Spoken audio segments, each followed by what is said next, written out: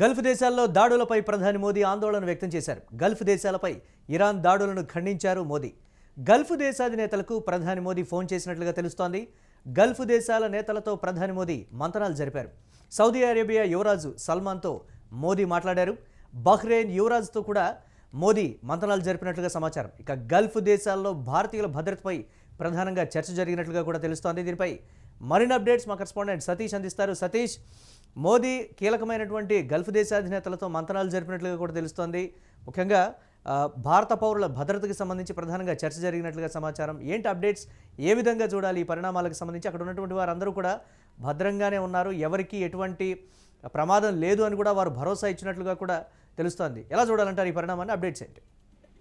ముఖ్యంగా గల్ఫ్ దేశాల్లో నెలకొన్నటువంటి ఉద్రిక్తత పరిస్థితులపై భారత ప్రధాని నరేంద్ర మోదీ తీవ్ర ఆందోళన వ్యక్తం చేశారు. ఇరాన్ చేపట్టినటువంటి దాడుల నేపథ్యంలో ఆయా వివిధ అరబ్ దేశాల అధినేతలతో కూడా ఫోన్ ద్వారా ఆయన సంప్రదింపులు జరిపిన పరిస్థితి అయితే కనబడుతుంది. ముఖ్యంగా ప్రధాని మోదీ అరేబియా యువరాజు అనేటువంటి మహమ్మద్ బిన్ సల్మాన్ తో పాటు ఫోన్ మాట్లాడారు.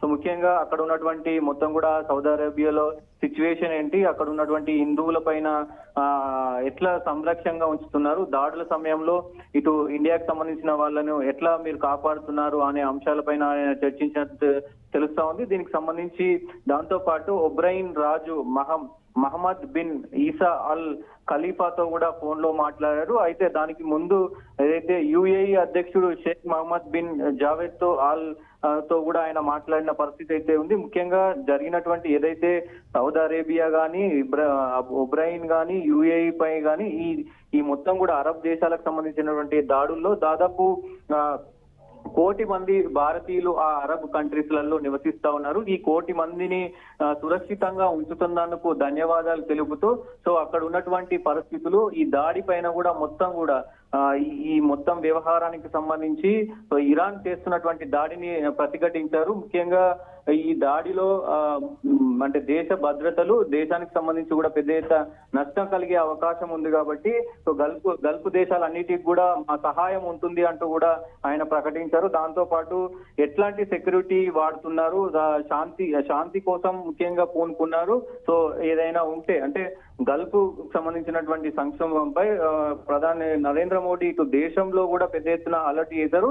సో వాళ్ళని కూడా అక్కడ సో ఇక్కడ ఇండియన్స్ కు సంబంధించినటువంటి వాళ్ళని ఎట్లా ఉంచుతున్నారు, సో మరి దాడులు జరిగినప్పుడు మీరు ఎలా ఎదుర్కొంటున్నారు అనే అంశాలపైన కూడా చర్చించినట్లు తెలుసు. దాంతో పాటుగా మీరు శాంతియుతంగా కూర్చొని మాట్లాడుకోండి, ఏదైనా దౌత్యపరమైనటువంటి చర్చల ద్వారానే సమస్యలన్నిటికీ కూడా పరిష్కారం అవుతాయి. తక్షణమే దాడులను ఇరు దేశాలు కూడా మొత్తం కూడా ఆపాలంటూ కూడా ఆయన సూచన చేశారు. ఇటు అరబ్ దేశాలతో పాటు అటు ఇరాన్ కు కూడా ఇదే సూచన చేసినట్లు కనిపిస్తా ఉంది. మురళి, చాలా మంది భారతీయులు భారత్ కు రావాలని కూడా ప్రయత్నాలు చేస్తున్నట్లుగా తెలుస్తుంది. అలాంటి వారికి కూడా మీరు సహకారం అందించండి అని కూడా ప్రధాని మోదీ చెప్పినట్లుగా సమాచారం అందుతోంది కదా సతీష్. దీని ఆ కోణంలో చూడొచ్చు అంటారా? ఒకవేళ ఇమ్మీడియట్గా భారీ స్థాయి పెద్ద మొత్తంలో అక్కడి నుంచి భారతీయులు కానీ గల్ఫ్ కంట్రీస్ నుంచి తరలి వస్తే దానికి సంబంధించినటువంటి ఏర్పాట్ల మీద కూడా ఒకంత చర్చ జరిగిందనేటువంటి మాట, పరిస్థితులు చేయి దాటిపోతాయి.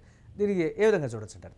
డెఫినెట్ గా అయితే ఈ దాదాపు 1 కోటి మంది ఈ గల్ఫ్ దేశాల్లో ఉంటున్నారు. వీళ్ళ భద్రత, దాంతో పాటుగా తీసుకుంటున్నటువంటి జాగ్రత్తలు సో ఒకవేళ ఇంకా ఉధృతం అయితే గనక ఎట్లా ఈ గల్ఫ్ దేశంలో ఉన్నటువంటి ప్రజలను ఇక్కడికి తీసుకురావడానికి ఇప్పటికే cabinet committee on security CCS సమావేశాన్ని నిర్వహించారు.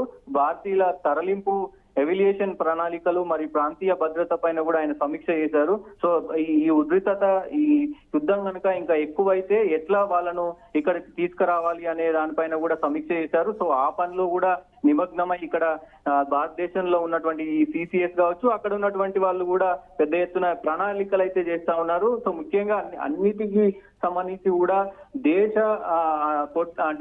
దాడుల కంటే కూడా ఈ ద్వైపాక్షిక ఏదైతే చర్చలు ఉంటాయో వాటి వల్ల మొత్తం కూడా అన్ని సాల్వ్ అవుతాయి. సో కూర్చొని మాట్లాడుకోండి అని చెప్పి కూడా ఇరు దేశాలకైతే ఆయన చెప్పినట్టు తెలుస్తా ఉంది. సో దేశానికి సంబంధించి కూడా పెద్ద ఎత్తున ఒక ఎంత ఆందోళనకరమయ్యే అవకాశం కూడా ఉంది. ఎందుకంటే ఏదైతే ఈ దేశాలన్నిటి కూడా మనకు ముఖ్యంగా గల్ఫ్ దేశాల పైన మొత్తం దాదాపు ఈ పశ్చిమాసియా, మిడిల్ ఈస్ట్ అంటారు, దీనికి సంబంధించి కూడా పెద్ద ఎత్తున చమురుకు సంబంధించినటువంటి మనమే ఎక్కువ ఇన్పుట్ చేసుకుంటాం కాబట్టి ఆ ధరలు కూడా పెరిగే అవకాశం ఉంది కాబట్టి సో దాని ప్రభావం మనపైన ఎక్కువ పడే అవకాశం ఉంది కాబట్టి సో యుద్ధాన్ని వెంటనే ఆపాలి. సో యుద్ధాన్ని ఆపి ద్వైపాక్షిక ఏదైతే చర్చలు ఉంటాయో వాటిని జరపాలంటూ కూడా మోడీ ఆందోళన చెందినట్టు తెలుస్తా ఉంది. మరి దీనిపైన ఇప్పటికే కొంత అన్ని దేశాలకు గల్ఫ్ దేశాలన్నిటికీ కూడా నివేదిక పంపారు. చర్చల ద్వారా ఏదైనా తీసుకోవాలి, చర్చించుకొని మాట్లాడదామంటూ కూడా ఆయన చెప్పిన పరిస్థితులు అయితే కనబడతా ఉన్నాయి. ముఖ్యంగా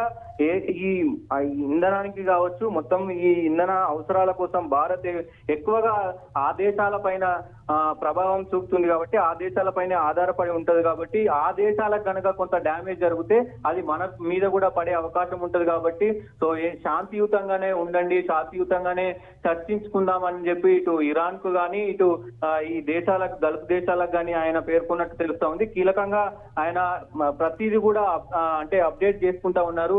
ప్రతి క్షణం వాళ్ళతో ఫోన్లు మాట్లాడుతూ ఉన్నారు. ఎమర్జెన్సీ వచ్చినప్పుడల్లా ఆయన ఫోన్ చేసి సమీక్షిస్తా ఉన్నారు. సో మొత్తం కూడా అక్కడ పిఎంఓ నుంచి కూడా పెద్ద ఎత్తున కీలక సందేశాలన్నీ కూడా ఆయన తెలుసుకుంటున్నట్టుగా తెలుస్తా ఉంది. సో ముఖ్యంగా ఇది ఒక శుభ పరిణామం అని చెప్పుకోవచ్చు. మన దేశం దాదాపు గల్ఫ్ కంట్రీస్ లలో 1 కోటి మంది అంటే సో ముఖ్యంగా దాన్ని అక్కడ ఉపాధి కోసం కావచ్చు, ఇతరత్ర పనులకు వెళ్ళిన వాళ్ళు ఉంటారు కాబట్టి సో ముఖ్యంగా ఈ యుద్ధాన్ని ఆపాలంటూ కూడా ఆయన రిక్వెస్ట్ చేసినట్టు చెప్తా ఉన్నారు.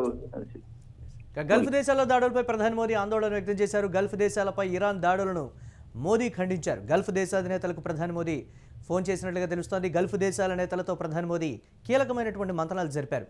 సౌదీ అరేబియా యువరాజు సల్మాన్తో మోదీ మాట్లాడారు. ఇక బహ్రెయిన్ రాజుతో కూడా మోదీ మంతనాలు జరిపారు. గల్ఫ్ దేశాల్లో భారతీయుల భద్రతపై ప్రధానంగా చర్చ జరిగింది. ఈ నేపథ్యంలో వారి నుంచి కూడా ప్రధాని మోదీకి ఒక భరోసా దక్కినట్లుగా కూడా ఈ నేపథ్యంలో తెలుస్తోంది.